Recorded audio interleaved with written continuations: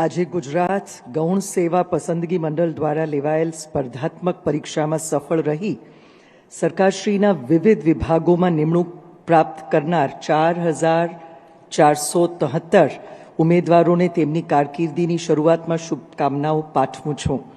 જાહેર સેવાની કારકિર્દી એ સમાજ, રાષ્ટ્ર અને વિશ્વ કલ્યાણ માટે કામગીરી કરવા માટેની એક ઉત્તમ તક પૂરી પાડે છે। મને વિશ્વાસ છે કે આવનારા સમયમાં આપ સૌ ખંત અને ઉત્સાહપૂર્વક સરકારી સેવામાં રાષ્ટ્રહિતની કામગીરીમાં સહભાગી થશો। બેઠા છે ને એ લોકોને જ અનાયત પત્ર મળવાના છે। છેક ત્યાં બેઠા છે, આ બાજુ બેઠા છે, એ લોકોને આપવાના નથી લાગતા। એ લોકોને ખુશી ઓછી હોય એવું દેખાઈ રહ્યું છે। મળવાના છે બધાને, ત્યાં બેઠા છે આ બાજુ, કાંઈ પાછળ બધા જોરથી હાથો પાડો। તો પછી તાલીઓ કેમ નથી પાડતા તમારા?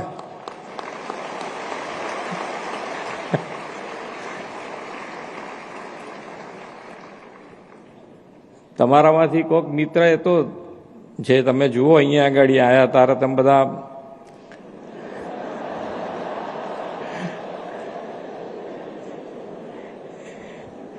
પણ આપણે બધા વસુદેવ કુટુંબકમમાં આપણે માનીએ છીએ ને, એટલે દરેક જણના સ્વભાવ સરખા તો મળવાના જ નથી।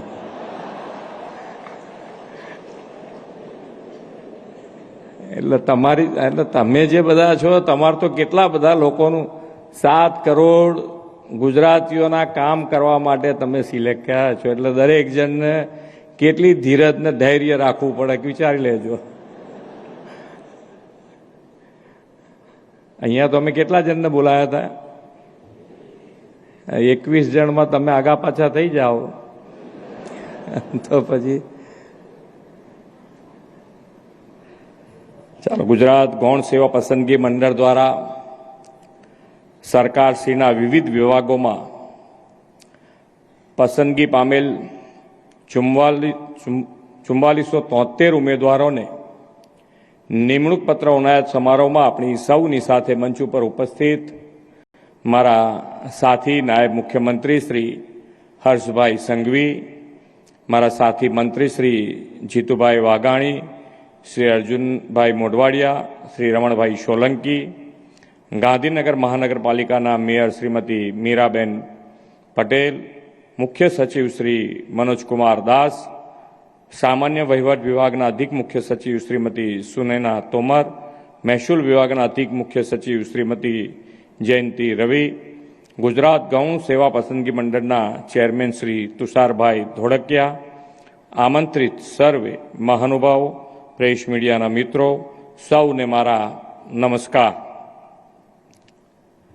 આપણા યશસ્વી વડાપ્રધાન શ્રી નરેન્દ્રભાઈ મોદીએ જેને ડેમોગ્રાફિક ડિવિડન્ડ કહી છે, તેવી યુવા શક્તિ માટે આજે આનંદનો અવસર છે। રાજ્ય સરકારના વિવિધ વિભાગોમાં નવી નિમણૂક મેળવી રહેલા 4000થી વધુ હોનહાર યુવાનોને જીવનની આ નવી શરૂઆત માટે ખૂબ ખૂબ અભિનંદન પાઠવું છું। અખંડ ભારતના શિલ્પી લોહ પુરુષ સરદાર વલ્લભભાઈ પટેલની 150મી જન્મજયંતિ વર્ષમાં તમને સૌને સરકારમાં જોડાઈને લોકોની સેવાની તક મળી છે। સરદાર સાહેબે આઝાદી પછી દેશની વહીવટી પદ્ધતિના આર્કિટેક્ટ તરીકે ગુડ ગવર્નન્સ માટે અમૂલ્ય યોગદાન આપ્યું છે। સરદાર સાહેબે સિવિલ સર્વન્ટની જવાબદારી અંગે બહુ સૂચક વાત કહી હતી। આઝાદ ભારતના સિવિલ સર્વન્ટ પોતાને દેશના સામાન્ય નાગરિકનો જ એક ભાગ સમજીને પોતાની ફરજો બજાવવાની છે એવો સંદેશ તેમણે આપ્યો હતો। વડાપ્રધાન શ્રી નરેન્દ્રભાઈ મોદીએ પણ એ જ પરંપરાએ ચાલીને નાગરિક દેવો ભવનો મંત્ર સરકારમાં અપનાવ્યો છે અને લોકોને ગુડ ગવર્નન્સની પ્રતીતિ કરાવી છે। રાજ્ય સરકારની સેવામાં તમને મળેલી નોકરીની તક માત્ર સરકારી નિમણૂક નથી, ગુડ ગવર્નન્સ દ્વારા સામાન્ય માનવીની સેવા થકી રાષ્ટ્ર નિર્માણના યોગદાન આપવાની મોટી તક પણ છે। મને અહીં બેઠેલા અમને સૌને વિશ્વાસ છે કે તમે રાષ્ટ્રહિત પ્રથમ અને રાજ્યના વિકાસથી રાષ્ટ્રના વિકાસના ભાવને તમારી સમગ્ર કેરિયરમાં પ્રાથમિકતા આપશો. પ્રાથમિકતાની સાથે કાર્યરત રહીને કોઈ નાના માનવીની મુશ્કેલી દૂર કરીને, કોઈ વિધવા માતાના આંસુ લૂછીને કે નિરાધારનો આધાર બનીને સંવેદનશીલ સરકારનો સૌને અનુભવ થાય તેવા તમારા વાણી, વર્તન અને વ્યવહાર હોય એવી અમે અપેક્ષા રાખીએ છીએ. આદરણીય શ્રી મોદી સાહેબે ગુડ ગવર્નન્સ માટે ટ્રાન્સપરન્સી, ડિજિટલ ટેકનોલોજીનો વધુને વધુ ઉપયોગ અને હ્યુમન રિસોર્સિસ મેનેજમેન્ટ પર ફોકસ કર્યું છે. વિકસિત ભારતના નિર્માણ માટે ગરીબ, યુવા, અન્નદાતા અને નારી શક્તિને તેમણે મજબૂત પિલ્લર કહ્યા છે. આપણે પણ એ 4 પિલ્લરને વિકસિત ગુજરાત માટેનો આધારસ્તંભ બનાવ્યો છે. વડાપ્રધાનશ્રીની પ્રેરણાથી ગવર્નન્સમાં ટેકનોલોજીનો વ્યાપ વધાર્યો છે અને કેડર મેનેજમેન્ટ પોર્ટલ કાર્યરત કર્યું છે. 3000થી વધુ કેડરની માહિતી સાથેનું આ પોર્ટલ ખાલી જગ્યાઓ ભરવા અને ભવિષ્યના મેન પાવર રિક્રુટમેન્ટના આયોજન માટે મહત્વપૂર્ણ બન્યું છે. વિકાસની તેજ ગતિની સાથે લોકોને ઇઝ ઓફ લિવિંગ અને ઇઝ ઓફ ગવર્નન્સ મળે તેવા હેતુ સાથે આપણે કામ કરી રહ્યા છીએ.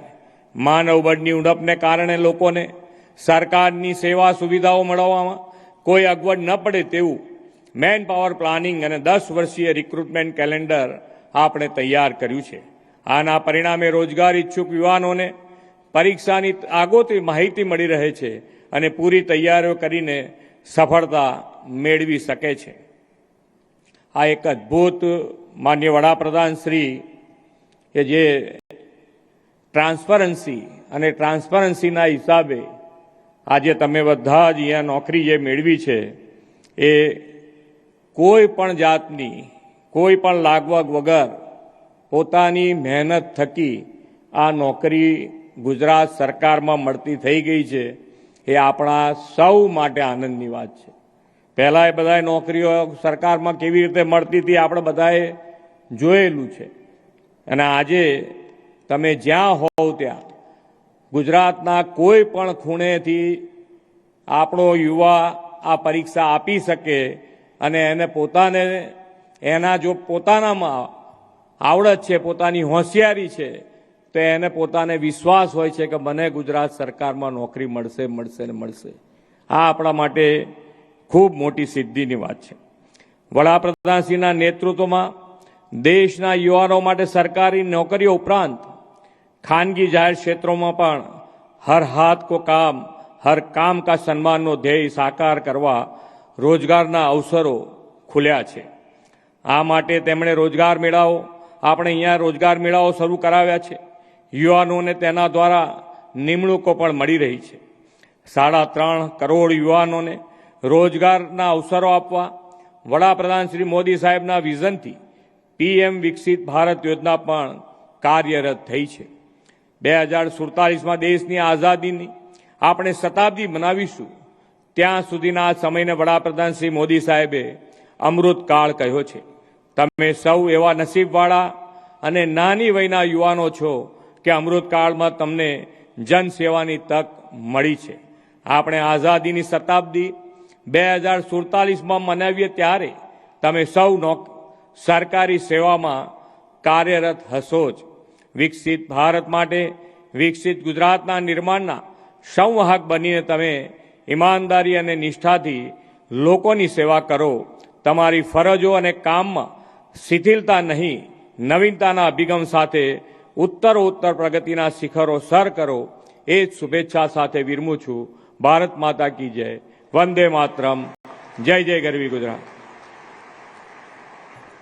ખૂબ ખૂબ આભાર. જોરદાર તાળીઓની ગુંજ સાથે માનનીય મુખ્યમંત્રીશ્રીનો આ માહિતીસભર ને ઉર્જાસભર સંબોધન માટે આભાર વ્યક્ત કરીએ છીએ.